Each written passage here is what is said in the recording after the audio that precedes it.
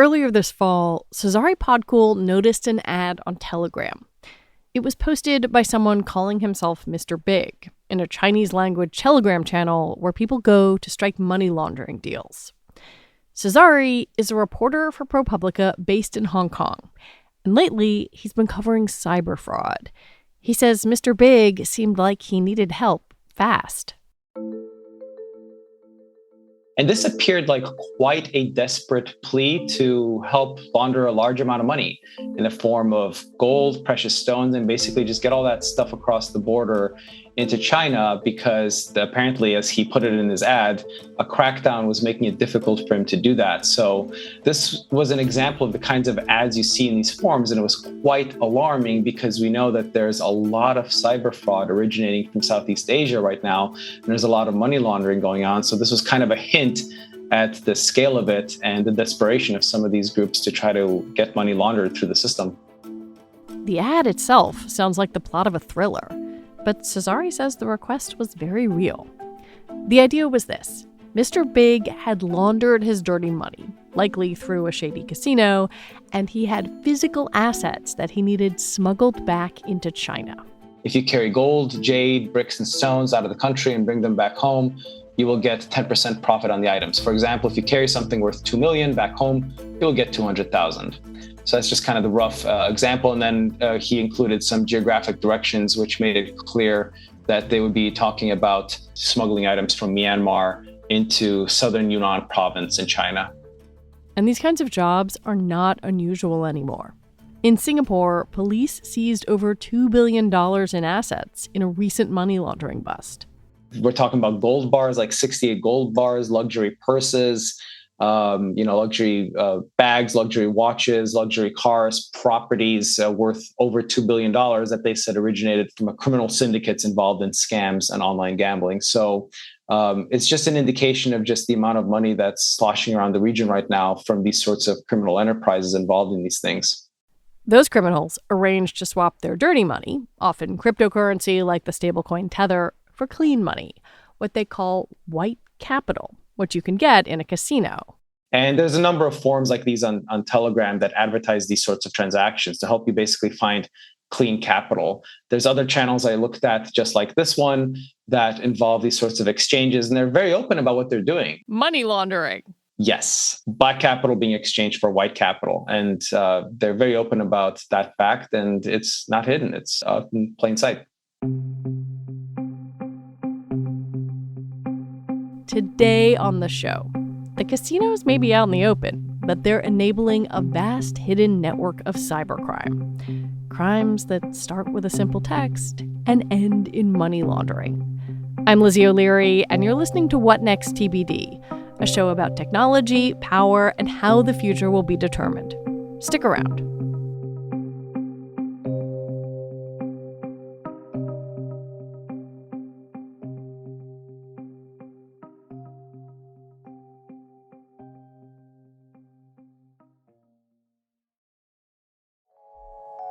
Apple Card is the credit card created by Apple. You earn 3% daily cash back upfront when you use it to buy a new iPhone 15, AirPods, or any products at Apple. And you could automatically grow your daily cash at 4.15% annual percentage yield when you open a high-yield savings account. Apply for Apple Card in the Wallet app on iPhone. Apple Card subject to credit approval. Savings is available to Apple Card owners subject to eligibility. Savings accounts by Goldman Sachs Bank USA. Member FDIC. Terms apply. This episode is brought to you by SAP. First, the bad news. SAP Business AI won't help you generate cubist versions of your family's holiday photos, but it will help you understand which supplier is best to help you roll out your plant-based packaging in Southeast Asia. Identify the training your junior project manager needs to rise up the ranks, and automate repetitive tasks while you focus on big innovations, so you can be ready for the next opportunity. Revolutionary technology, real-world results. That's SAP Business AI. An important thing to know about Telegram is that there's almost no content moderation. That's made it popular with groups like Hamas, for example. It's also used by extremists and far-right groups in the U.S. And in Southeast Asia, Cezary says, it's become a forum where people openly discuss money laundering. And I think that's one of the things I learned in the process of doing this reporting. I was aware that these channels existed, and I was aware from the reporting I did last year from Propublica when we reported on the existence of Telegram channels where people were basically being sold as slaves into some of these scamming organizations to fleece people out of their life savings. I knew that there were all kinds of forms in Telegram that transacted in these sorts of activities. I didn't realize just the scale of how many of them existed for specifically the purpose of money laundering. And that was certainly quite eye-opening in terms of how many of them there are. Also, the close connection that some of them have to casinos in the region, which is, I think, another aspect of this that I think people should be aware of. There's a lot of casinos that are really, really closely involved in money laundering and enabling money laundering on a massive scale. And one way in which they do that is they run these Telegram groups where they help people strike deals to help exchange dirty money for clean money. The last time we had you on this show, you and I talked about online scams called pig butchering, sometimes perpetrated by victims of human trafficking. I wonder if you could tell me a little bit about the landscape of online fraud that has blossomed in Southeast Asia over the past few years. Blossomed is unfortunately the correct term for it. And I cannot adequately describe to you the scale of what we're seeing here. Just to give you some numbers around this, and these are all just shocking, crazy numbers. So prepare, I'm still wrapping my head around all of them. $2 billion seized in one criminal investigation in Singapore. Gold bricks, purses, properties, you name it, tied to these cyber scams and online gambling. According to some estimates just recently put out by the United Nations Office on Drugs and Crime, one country alone could be seeing, somewhere between $7.5 to $12.5 billion a year worth of cybercrime proceeds crossing into its borders. We're seeing casinos in very remote areas of Myanmar where no one would really have a good reason to go gamble, where people are just putting wads and wads of cold, hard cash on the table. And there's no good reason. If you really want to, gamble, why risk your life in addition to, betting on the outcome of a baccarat game, right? It's a dangerous place right now. There's a civil war going on. And you're just seeing all of these casinos pop up around the region that just have amazing amounts of money flowing through them, where there really wouldn't seem to be that much demand for gambling in those regions. And if you put all of that together, if you look at the picture that's emerging, really what you see if you step back is that there's just a ton of money laundering happening in the region right now. And that is really the thing that is enabling this global, some people are calling it the global scamdemic that we're now seeing in the wake of the COVID-19 pandemic. Casinos have long been a target for money laundering. And I wonder if you could explain what makes them so attractive if you want to launder some dirty cash.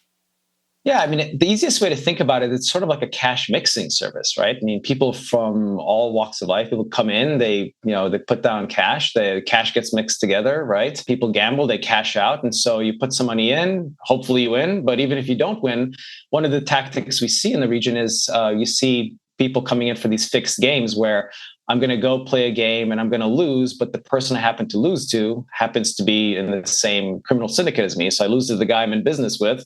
I lose it. He wins. He cashes out. Boom. It's just gambling proceeds. He won this money, but it now looks like legitimate proceeds of gambling, right? So there's all sort of tricks and strategies at play here. It used to be that if you wanted to gamble in Asia, you went to Macau, where gambling is legal. But once China began to crack down on organized crime, the people who might have been laundering money through casinos in Macau looked elsewhere, to Cambodia, the Philippines, and Myanmar. That's why you see all of these casinos popping up across the region. We're talking dozens and dozens of casinos, sometimes very remote areas where basically these criminal organizations have kind of cut deals to set up their own special economic zones, even where they get to do whatever they want. And one of the things they're doing besides running these casinos and enabling money laundering is they're also increasingly running these scam compounds. That's a term you hear all the time now. I just heard it tonight when talking to someone. It's a very common phrase. Everyone seems to be familiar with it now because we've been inundated with so much news about it here in our region. And unfortunately, these scams are coming a lot of times from our region, from Southeast Asia, towards the United States and countries around the world.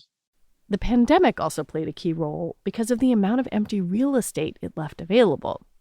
If you were running a criminal syndicate and needed a place to set up a business or house workers or trafficking victims, there were empty buildings just waiting to be occupied. And the next thing they did was they set up these fraud operations to target not only Americans, but people in what we now know are dozens of countries. Just to give you the latest figures as of September, there's one organization that's been set up, a victim support group for victims of these pig butchering scams called the Global Anti-Scam Organization. And when I checked in with them last month, just to see how many victims they had from how many countries, they told me they now have heard of pig butchering scams affecting people in over 100 countries. Wow. And the United States is by far the largest. And then when you sort that list alphabetically, it goes from Algeria to Zimbabwe. I mean, it's really a global phenomenon. And the United States is by far the biggest target. And just for the Global Anti-Scam Organization, just for the known victims there, we're looking at $500 million. And that's just a small sliver of the actual victim losses, because many people are too ashamed to say, hey, I fell victim to one of these scams. So many people don't even report it.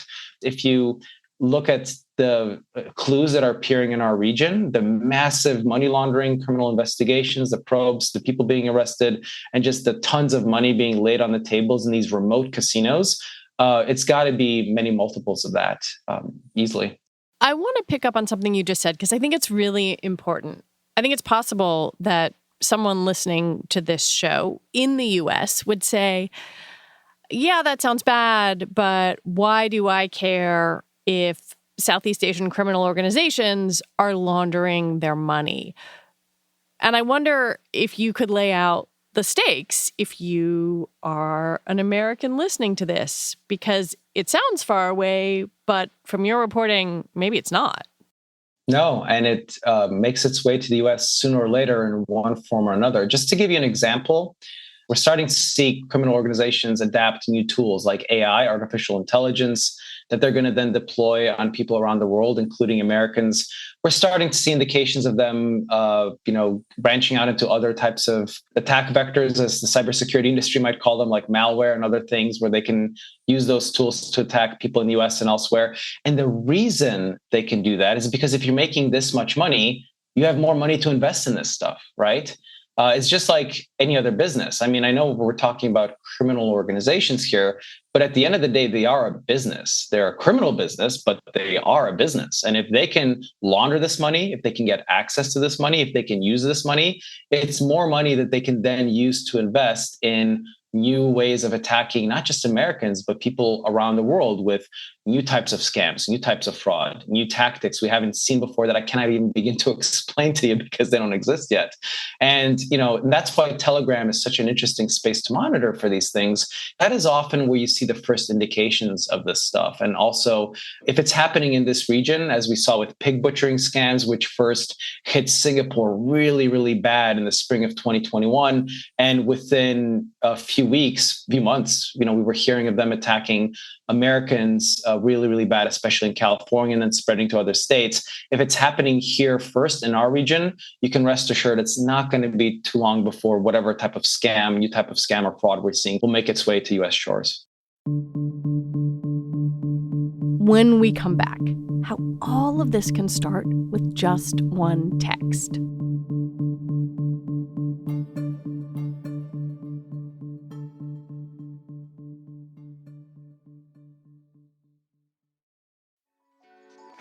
Hey, this is Mary Harris, host of Slate's daily news podcast, What Next? Slate's mission has always been to cut through the noise, boldly and provocatively. This election season and Supreme Court term are no different. Important coverage like this, though, it would not be possible without the support of our Slate Plus members. So, I'm going to invite you to join us with a special offer. You can try your first 3 months for only $15. That is $5 a month for your first 3 months of uninterrupted ad-free listening on every Slate podcast, member-exclusive episodes and segments of your favorite shows like Amicus and the Political Gabfest, and unlimited reading on the Slate site. Best of all, you'll be supporting all of Slate's independent journalism and analysis as we make sense of the news like no one else can. Sign up for Slate Plus at slate.com/podcastsplus. Again, that is 3 months for only $15. So sign up now at slate.com/podcastplus. Do you ever feel like your laptop just keeps going, but you are completely drained? I think a lot of us don't realize how much pain we live in because of our interactions with computing. NPR's Body Electric, a special interactive series investigating how to fix the relationship between our tech and our health. Listen in the TED Radio Hour feed wherever you get your podcasts. Can you remind listeners how a pig butchering scam works? Yeah, it's a confidence scam, and it's a highly effective one. And the reason it's so effective is because it relies a lot on psychological manipulation. So basically, it might begin with an innocuous wrong number type text message where someone apologizes for intruding on your privacy. I thought you were Bob, but you're not. I'm sorry. Well, let's keep talking anyway. A common line you see in those scripts is acquaintance is fate. Even though we don't know each other, let's keep talking. And then if you're willing to engage with them, they'll just chat with you innocently about your life, everyday things, just trying to get to know you. And those conversations are very strategic. They're there to help the scammers get to know you, who you are, how much money you might have. Are you wealthy? Are you poor? Are you willing to invest? Are you not? And those things get profiled. They get put on a conveyor belt of information about the target or the customer, as they call them. And then if they think you're willing to engage, then they'll press further and they'll introduce you to the cryptocurrency scam that they're trying to push on people. The way that works then is, they convince you to invest a little bit of money in what they say is a reputable brokerage on which they've made tons of money. They'll show you screenshots of how it works. It's made them wealthy. Eventually, if you're convinced by them because you trust them, you've been talking to this person for weeks, sometimes months, you figure, okay, well, I trust this person. Maybe I'll try it with a little bit of money. And then, of course, the website is fake. They control the numbers and they make it seem like you just, doubled your money, for example. You made a lot of money. Why don't you put in more? And I know it's easy to listen to this and think, I would never fall for one of these scams. But the reason that there is so much money washing around casinos is that people do fall for the scams. And they fall often because the scammers are very good at what they do. They tailor it to your psychology. They're willing to put in the time, the investment, the energy. And some of these scams, people will engage with these scammers for many months, 3-4 months or more before they realize, wait a second, it's a scam. And the moment at which that happens is when the scammers realize I cannot press this person anymore. Lizzie has deposited the maximum amount she's willing to put in, and nothing I can try as a scammer will convince her to put in more money. So you know what? Let's just make her aware that this is all a scam, but not quite overtly as she would think. We're going to cut off her access to her account and say, oh no, unless you agree to pay a tax or a huge hefty fee, you cannot get access to your funds again. And at that point, you can imagine if people have deposited, in some cases, their life savings, millions of dollars. It's not unusual to hear of victims, and I've interviewed some victims who've lost upwards of $1 million. You're so desperate to get that money back that you will fall for it again. And you might put in some extra money. And of course, any additional fee, any tax you pay is just throwing good money after bad, throwing good money after bad, throwing good money after bad until you finally realize, usually when someone in your family or close friends convinces you, hey, this is totally a scam. And that's why it's called pig butchering, because the money keeps growing bigger and bigger, the amount of money people are depositing until they lose substantial sums. And that's the point at which the scammers will butcher them and make them aware it's all a scam and try to get them for even more money. A lot of this money, the money from the pig butchering scams or the money that gets put into crypto, this is the money that's being laundered. Yes, exactly. And it's easier than ever before. For example, through the gambling sector, what we're seeing here in Southeast Asia is we're seeing a lot of online casinos pop up that are plugged into the cryptocurrency space. So if you want to, go ahead and deposit money via cryptocurrency. And of course, a lot of that money is now sloshing around the blockchain, where when people deposit funds into these fraudulent websites, the money gets moved from wallet to wallet to wallet. It hops and hops and hops from one wallet to another. And one avenue that criminals have for laundering the money is to pass it through a casino, and then on the way out, they can also do other things. They can send it to a mixing service. They can do all kinds of things to obscure its origin, to make it harder to trace, to basically make it seem like it's legitimate funds, all kinds of tricks that they have available. But there's a lot of that money now going through the blockchain, and there's a lot of options they have for laundering, and including these Telegram channels that we talked about earlier, where they offer deals to exchange, for example, US Tether, USDT, for, for example, Chinese renminbi. In one case, I saw, Singapore dollars. Do we know who's behind both the casinos and the scams? Are they the same people?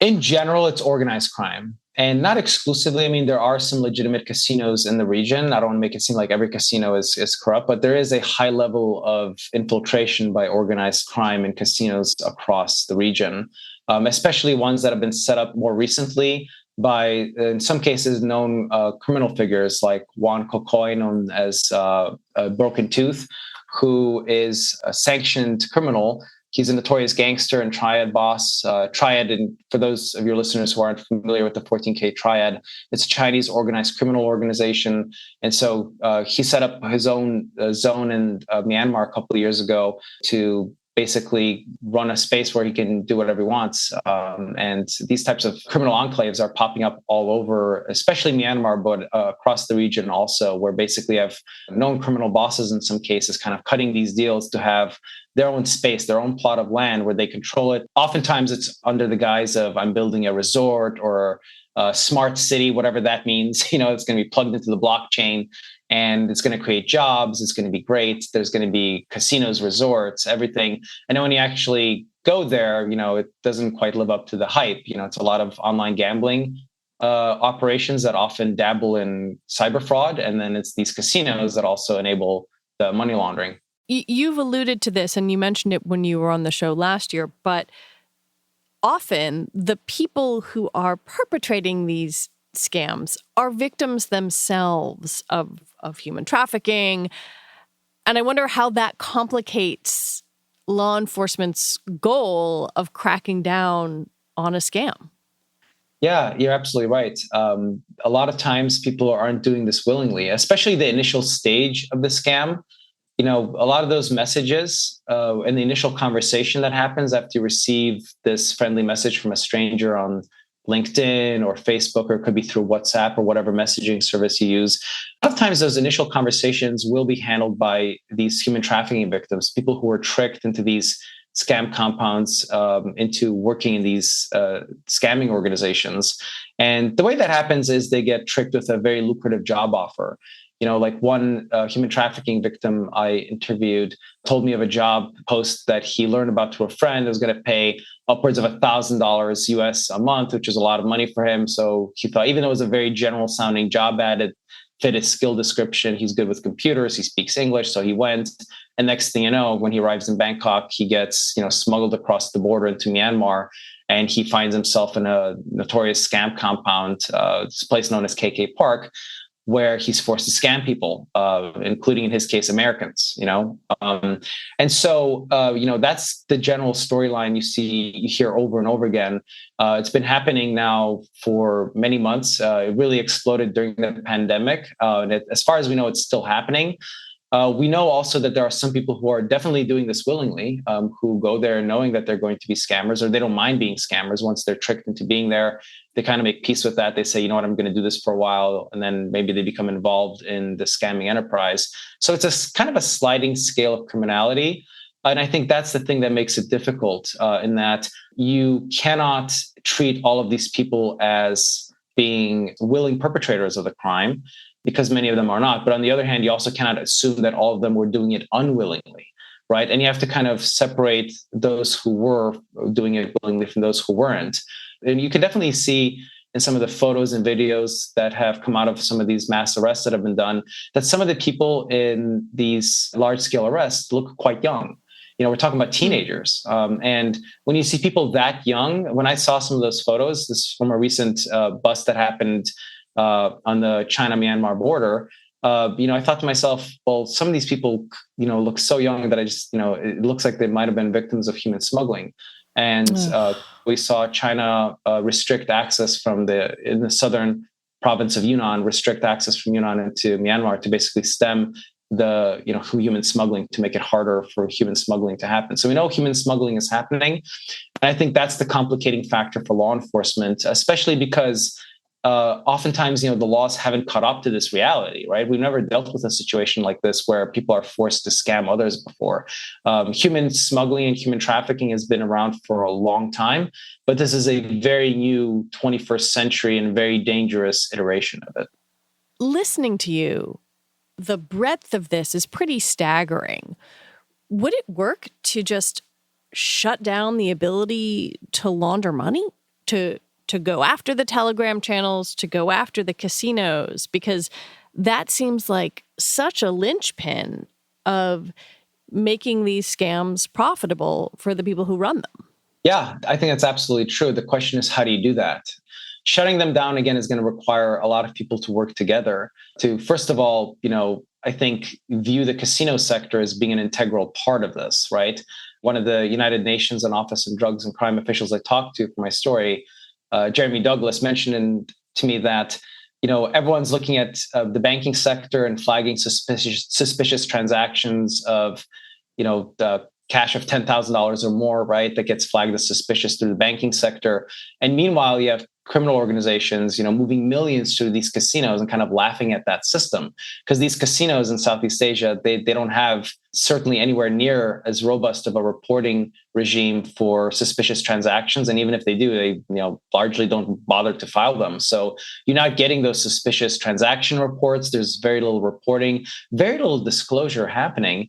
And I think one of the things that's going to have to happen that could really go a long way towards helping tackle this is people have to view the casinos in the region as sort of a shadow banking sector, right? Because that's the way criminals are viewing them. They're viewing them as a place where you can go launder money, and you can even in some cases deposit money through, for example, junket operators, which is like this parallel industry to casinos that organize gambling trips for high rollers. It's become very popular in the region.